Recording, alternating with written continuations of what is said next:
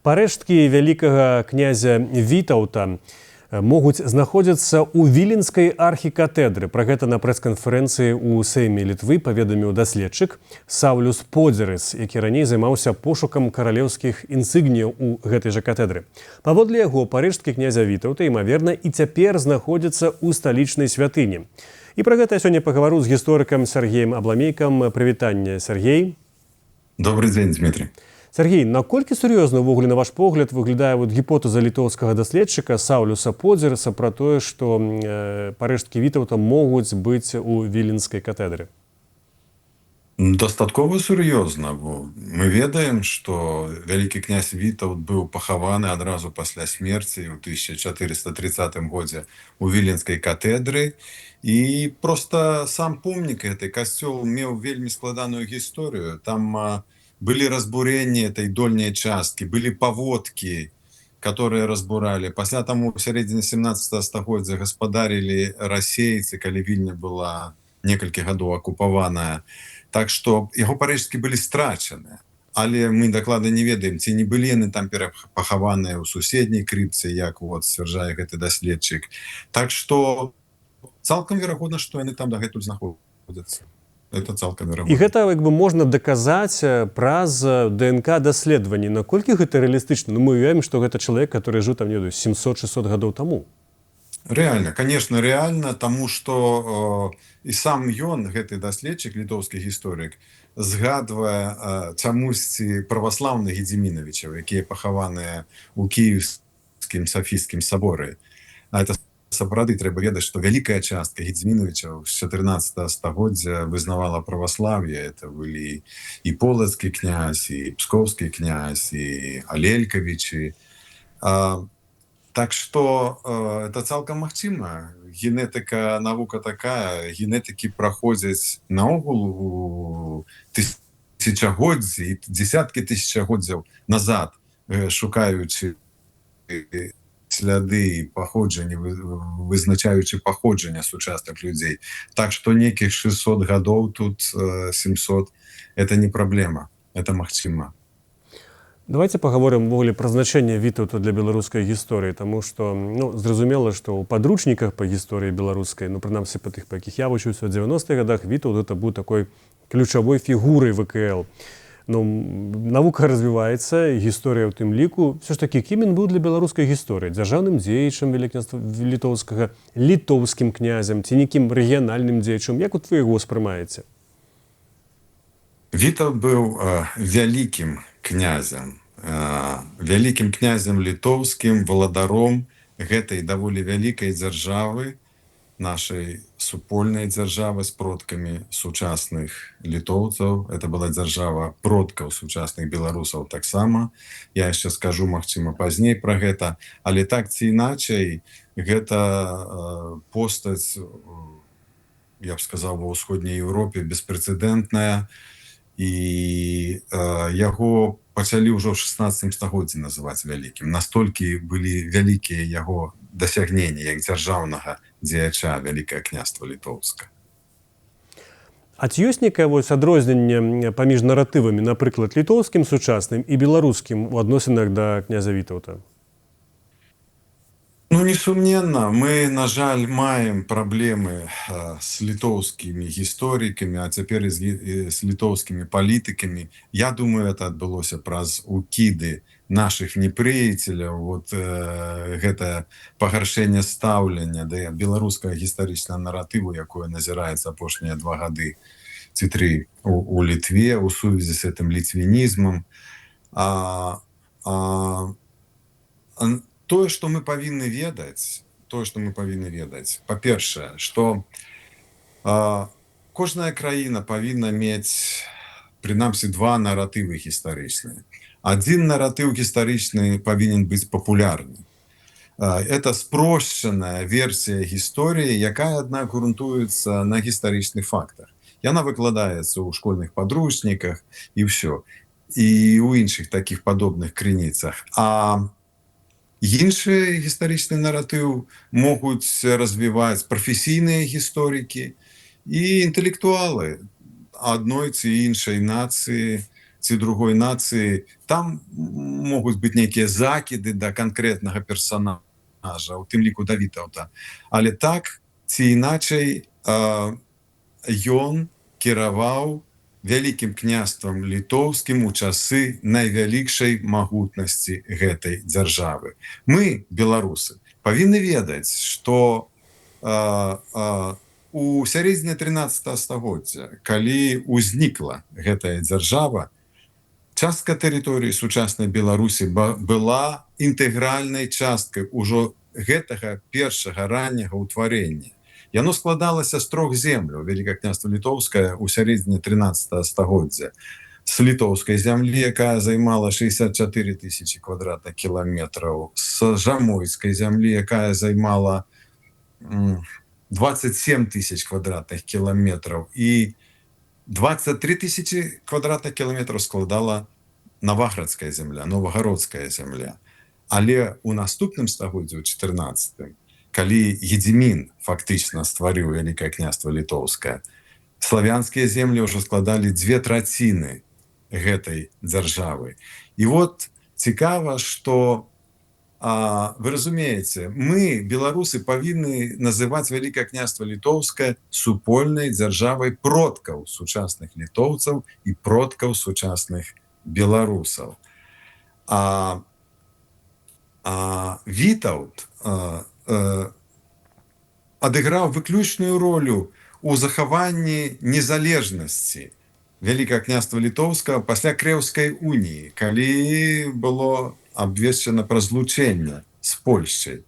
Ён пачаў супраціўленне, пачаў вайну з Ягайлам, і ў выніку востраўскага пагаднення 1392 году удалося адстояць яму незалежнасць Вялікае княства Літоўскага. І ён да сваёй смерці ў 1430 годзе небывала ўмацаваў гэтую дзяржаву. Глядзіце, сённяшняя тэрыторыя Беларусі складае 207 тысяч квадратных кіламетраў. У 20-е гады 15 стагоддзя, апошняе дзесяцігоддзе кіравання Вітаўта, Вялікае княства Літоўскае налічвала 687 тысяч квадратных кіламетраў. І працэнтна это выглядала так, што тэрыторыя Балтская сучаснай Літвы складала 10% этой дзяржавы. Тэрыторыя Украіны 33% этой дзяржавы. А тэрыторыя Беларусі сучаснай 30%, але Беларусі ў яе этнаграфічных межах з Падляссем і Смаленшчынай 38%. Так што ён пашырыў, ён дайшоў да Чырвонага мора. І, разумеецца, то есть это неверагодна. І вот галоўныя заслугі: ён умацаваў гэтую дзяржаву, адстаяў яе незалежнасць і пачаў яе кансалідацыю. Ну, а калі вы спытаеце мне пасля пра нейкія закіды, якія да яго могуць быць, я таксама могу так я адразу спытаюся пра тыя закіды. Чаму ён таксама, можа, не ведаю, не для ўсіх такі адназначны герой беларускай гісторыі. Я просто таксама нагадаю, што ў Беларусі ёсць, напрыклад, помнікі Альгерду ў Віцебску, ёсць Гедзіміну помнік, здаецца, ў Лідзе, так? Але Вітаўту помніку, ну, паміж там, калі не браць невялікія нейкія скульптуры драўляныя, я ведаю, яны ёсць у розных там, ну, прынамсі, у горадні была да некаторага часу, здаецца, яе прыбралі пасля 20-го года. Но Вітаўту няма такога вялікага помніку. Я нічога не чуў пра прэтэнзіі да Вітаўта з боку афіцыйных беларускіх гісторыкаў або дзяржаўнай улады. Сам я толькі трошечку стрымана стаўлюся да яго як беларускі інтэлектуал, які рэфлексуе на тыя тэмы, часам думаючы пра 14 пачатак 15 стагоддзя. От глядзіце, калі пасля стваральніка фактычнага дзяржавы Гедзіміна кіраваў Альгерд, ён кіраваў разам пасля яго смерці, пасля смерці Гедзіміна сталі кіраваць Альгерд і Кейстут, яго сыны. Вялікім князем быў Альгерд, але ён адказваў за ўсходнюю частку, віленскую, а Кейстут адказваў за заходнюю частку, троцкую. Абапіраўся на яе, на тую заходнюю частку. І Вітаўт, калі змагаўся з Ягайлам пасля смерці Альгерда за за пасад вялікага князя. Ён змагаўся. Это было ў 80-е гады 14 стагоддзя. І калі гэтая барацьба скончылася, яны заключили востраўскае пагадненне 1392 года. І вот я некалі пацікавіўся спісам тых, хто падпісаў баярства Вітаўта. Там не было ніводнага славянскага імя. Там было некалькі дзясяткаў балцкіх баяраў, продкаў сучасных літоўцаў. Ну, а при тым, што ў троцкую палову, ну, у віленскую палову ўваходзіў Полацк, Менск, Віцебск, ну і іншыя ўсходнія землі. А ў троцкую палову ўваходзіла Горадня, Наваградак, Слонім, Ваўкавыск, Берасце, Камянец. Але з Вітаўтам падпісалі толькі вот балты з паходжання. Так што ён абапіраўся, бачыце, да? Ён больш быў, ну, разам з тым ён спаліў гэтыя трокі, разам з крыжакамі, жмуць аддаваў ім шмат разоў. Ну, так што это все супярэчліва, але это такое капанне, чыстаплюйства гістарычна. А ў прынцыпе, гэта гістарычная постаць, вялікі валадар, якога ўжо сучаснікі называлі такім. Так, ну, это акадэмічная спрэчка, можна знаходзіць нейкія супярэчнасці, але калі ўявіць, Петр Сергеевич, што Подзеры Саўлюс дакажа, што гэта ўсё ж такі Вітаўт пахаваны ў катедры Віленскай, што будзе абвешчана пра перазахаванне згодна паводле нейкага канону, як ну, амаль што караля Вялікняства Літоўскага перапахаваць Вітаўта. Вы былі на перапахаванні парэшткаў Каліноўскага. Я вас сам там бачыў. Ці вы паедзеце ў Вільню, напрыклад, на перазахаванне Вітаўта? Ці гэта павінна быць для беларусаў такая урачыстасць, ну, прынамсі, роўная пахаванню Каліноўскага? Прынамсі, я б хацеў, каб тыя беларусы, якія жывуць у Вільні, прыйшлі туды з нацыянальнымі сцягамі. І мне б хацелася, каб там была прысутная Святлана Ціханаўская у выпадку, калі яна атрымае запрашэнне на гэтую цырымонію.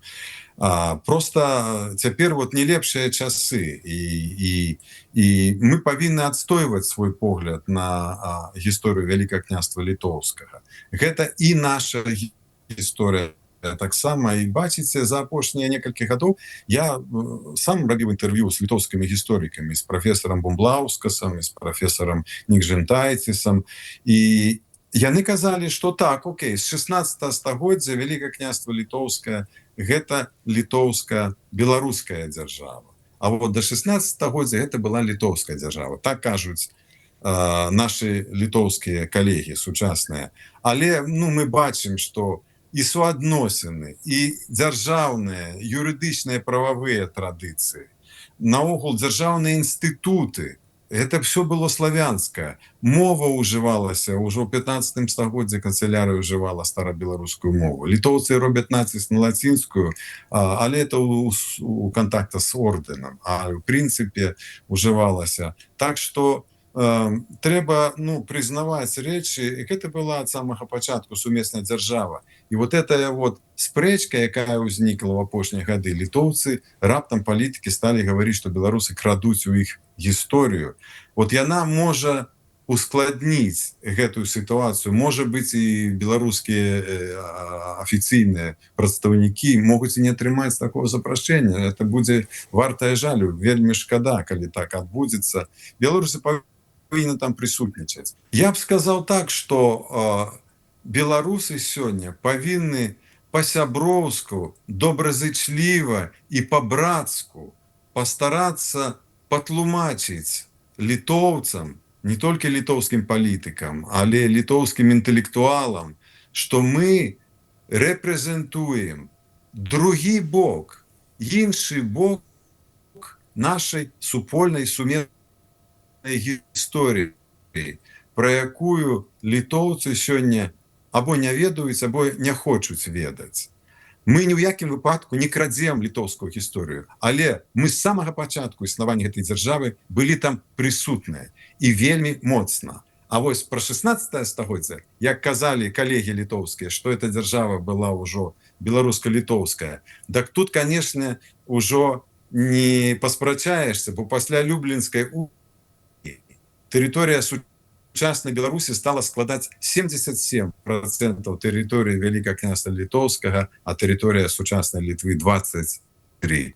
Дзякуй вялікі, Сергей. Тэхнічныя складанасці нам перашкодзілі напрыканцы размовы завершыць гэта так, як бы мы хацелі, але думку Сергея Бламейкі, гісторыка ў эфіры Радыё Свабода, мы пачулі пра супольную беларуска-літоўскую дзяржаву, дакладней продкаў сучасных беларусаў і літоўцаў. Я таксама нагадаю, што на наступным тыдні ў нашым эфіры будзе гутарка з літоўскім даследчыкам, які менавіта і шукае парэшткі князя Вітаўта, Саўлюсам Подзерсам. Глядзіце яе на канале Свабода Прэміум.